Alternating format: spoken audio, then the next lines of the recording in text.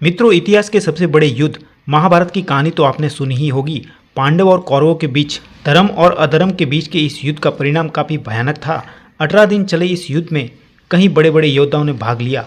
अंत में जाकर धर्म की जीत हुई, यानी कि पांडवों की। लेकिन क्या आपने कभी ये जानने की कोशिश की कि महाभारत युद्ध में वीरगति प्राप्त हुए योद्धाओं की पत्नियों को आखिर क्या हुआ? क्या उन विधवाओं ने प्राण त्याग दिए थे या उनके साथ कुछ और हुआ था? अगर आप जानना चाहते हैं इसके बारे में तो वीडियो के अंत तक बने रहे। साथ ही अगर आप हमारे चैनल पर नए हो तो चैनल को सब्सक्राइब कर दीजिए। मित्रों, महाभारत ग्रंथ में आश्रमवासी के 33वें पर्व में महाभारत के कुरुक्षेत्र में वीरगति प्राप्त हुए योद्धाओं की जानकारी मिलती है, जिसके अनुसार महाभारत युद्ध के बाद पांडवों को हस्तिनापुर का राज मिल गया था। युधिष्ठिर के राज्याभिषेक के बाद वहां की प्रजा सुखी से रहने लगी और पांचों पांडव अपनी माता कुंती और ज्येष्ठ पिता धृतराष्ट्र और बड़ी माता गांधारी के साथ अच्छे से सेवा कर रहने लगे।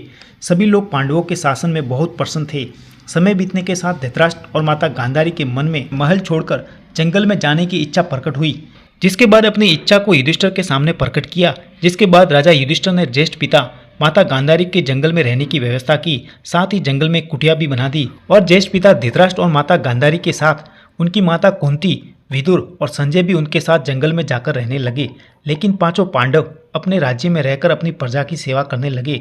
लेकिन इसके साथ ही महाभारत युद्ध में वीरगति प्राप्त योद्धा पत्नियां आज भी विलाप करती हैं, जिन्हें देखकर युधिष्ठिर मन ही मन बहुत दुखी होते हैं, लेकिन कुछ कर पाने में असमर्थ रहते हैं।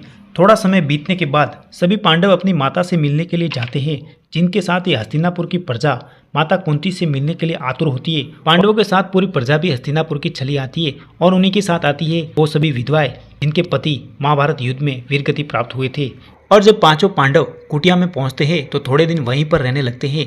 उसी के साथ पूरी प्रजा भी आजू बाजू में अपना पूरा डेरा जमा लेती है और थोड़े दिन वो भी वहीं रहती है। इनके साथ ही जो विधवाएं आती है वो वहाँ पर भी विलाप करती रहती है। और कुछ समय ऐसे ही बीत जाता है, जिसके बाद वहाँ पर महर्षि वेदव्यास उसी आश्रम में पांडवों से मिलने आते हैं।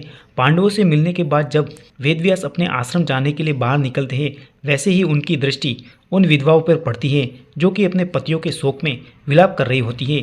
जिसके बाद महर्षि वेदव्यास सभी प्रजा को देखते हैं तो सभी लोग अपने परिजनों के शोक में काफी दुखी थे, जिन्हें देखकर महर्षि वेदव्यास भी दुखी हो जाते हैं। और महर्षि वेदव्यास सभी लोगों को समझाते हैं कि आप लोग दुखी मत हो, आपके परिजन जिस भी लोक में हैं वे वहाँ पर खुशहाल और सुखी पूर्वक रह रहे हैं। लेकिन महर्षि वेदव्यास के समझाने पर भी प्रजा पर उनकी बात का कोई असर नहीं पड़ता। जिसके बाद महर्षि वेदव्यास कहते हैं, आपको अगर मेरी बात पर यकीन नहीं है तो मैं आज शाम को मैं आपको अपने अपने परिजनों से मिलवाऊंगा।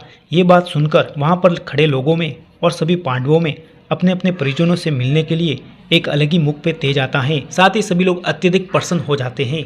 उसी आश्रम के पास गंगा नदी का तट था। महर्षि वेदव्यास के कहने के अनुसार सभी लोग शाम के समय गंगा नद के किनारे आ गए, जिनके बाद महर्षि वेदव्यास अपने तपोबल से महाभारत में वीरगति प्राप्त हुए योद्धाओं को बुलाते हैं। महर्षि वेदव्यास के तपोबल से गंगा नदी से एक एक कर योद्धा बाहर निकलते हैं। सभी लोग अपने परिजनों को मिलने के लिए आतुर थे। सभी लोग अपने परिजनों को अपने सामने देखकर बहुत प्रसन्न हो जाते हैं। सभी लोग अपने अपने परिजनों से मिलते हैं। इसके बाद सभी लोगों को यकीन हो जाता है कि उनके परिजन दूसरे लोकों में बहुत खुशी से रह रहे हैं और सभी के मन का शोक खत्म हो जाता है। कुछ समय बीतने के बाद एक एक योद्धा गंगा नदी में डुबकी लगाकर पुनः अपने लोक में चला जाता है। जिसके बाद विधवा महिलाएं पुनः दुखी होने लगती है।